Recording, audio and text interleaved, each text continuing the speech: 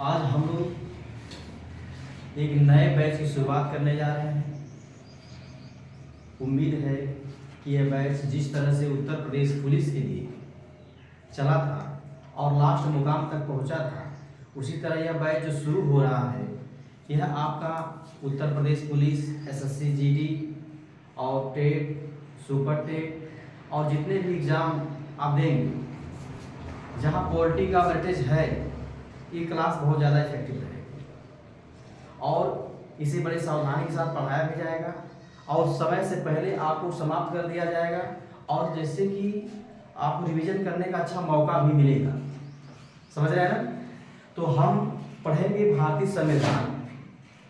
आज हम भारतीय संविधान की शुरुआत करने जा रहे हैं और सबसे पहले बहुत से अभी परंपरागत लोग पढ़ाते आ रहे हैं। जैसे ही संविधान शुरू करते हैं वैसे ही संविधान सभा का नाम शुरू कर देते हैं कि हमारे पहले संविधान सभा के अध्यक्ष जो थे 9 दिसंबर को हुई और उसमें सत्यानंद सिन्हा को ये बनाया गया, वो बनाया गया। यहाँ से बच्चों को रटवाने की काफ़ी कोशिश किया जाता है और बच्चे वहीं से रटना शुरू कर देते हैं।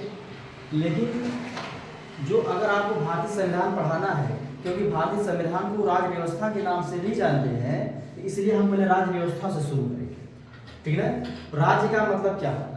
देखिए, ये दो शब्द इसमें मिला है, एक राज्य है, एक राज्य है और एक व्यवस्था है। समझ रहे हैं? तो जो राज्य है ये क्या होता है?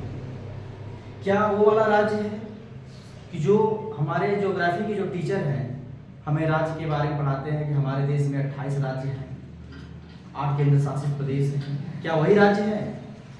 ये राज्य वो नहीं है। राज्य का मतलब होता है संविधान में देश, राष्ट्र, नेशन, जिसके अंदर राज्य के अंदर 4 शक्तियां होती हैं। अगर उसमें से एक भी शक्ति नहीं है तो समझ लो वो राज्य का हिस्सा नहीं है। लेकिन हम जो भूगोल वगैरह में पढ़ते हैं कि उत्तर प्रदेश है, ये राजस्थान है, ये पंजाब है, ये हरियाणा है, ये हमारी भौगोलिक दृष्टि से राज्य है। लेकिन जैसे हम संविधान में आते हैं, ये राज्य की परिभाषा बदल जाती है। राज्य का मतलब पूरे देश से हो जाता है और राज्य में 4 शक्तियां निहित होती हैं जिसको हम जानेंगे। देखिए,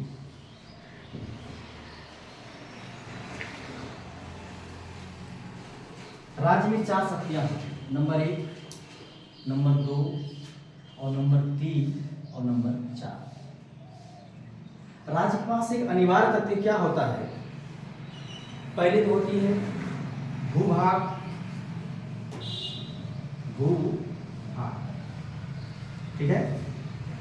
दूसरे नंबर पर होनी चाहिए जनसंख्या,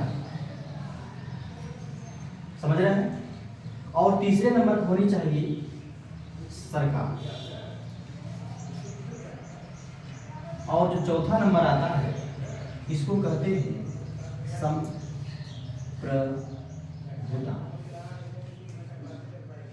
समझ रहे हैं? अगर ये राज्य के पास चारों तत्व हैं तब तो ये राज्य कहा जाएगा। अगर इसमें से कोई एक चीज अगर अनुपस्थिति हो जाए तो हम उसे राज्य नहीं कह सकते। समझ आ रहा है?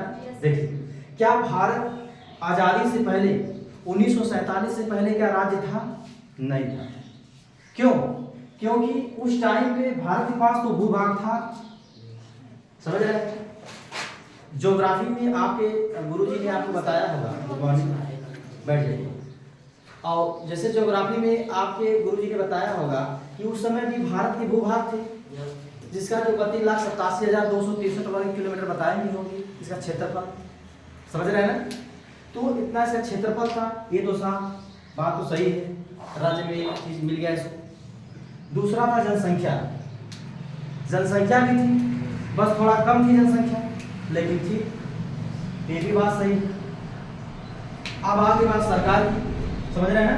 यहाँ भूभाग भी आपको मिल गया, यहाँ आपको जनसंख्या भी मिल गया, यहाँ आपको सरकार भी मिल गया। सरकार तो थी लेकिन कानून कौन बनाता था? अंग्रेज बनाते थे। आपने सुना होगा 1773 का रेगुलेटिंग एक्ट, 1833 का चार्टर एक्ट, बहुत सारे जो एक्ट आए हमारे देश में, क्या हमारे भारतीयों से बनाया? नहीं बनाया। इसलिए जो संप्रभुता हमारे अंदर नहीं थी।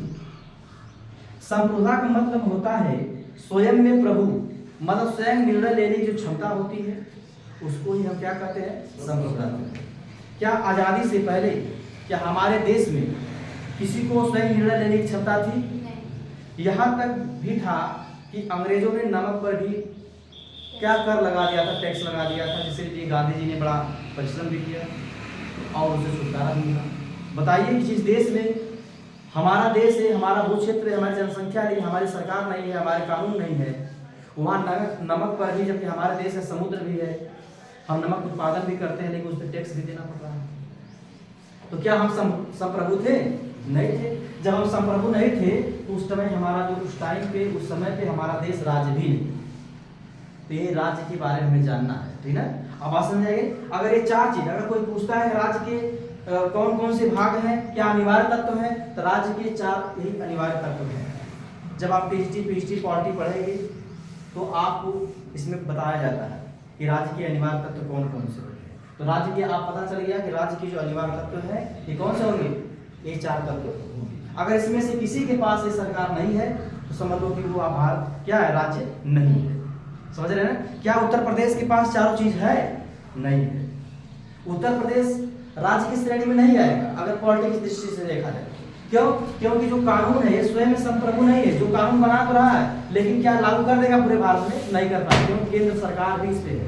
हमारे यहाँ सरकार के बारे में भी पढ़ाया जाएगा, आपको बताया जाएगा कि किस तरह से सरकार बनती है, किस तरह से क्या होता है, शासन प्रशासन कैसे होता है, किस तरह से राज्यपाल होता है, किस तरह से राष्ट्रपति होता है, बहुत सारी चीजें बताया जाएगा।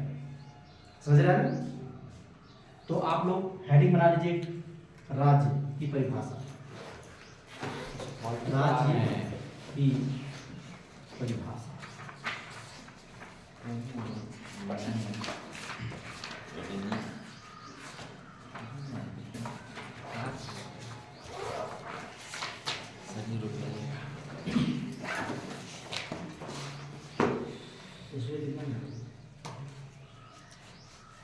पता है ना, 7 मिनट 28 सेकेंड बंद कर दी है।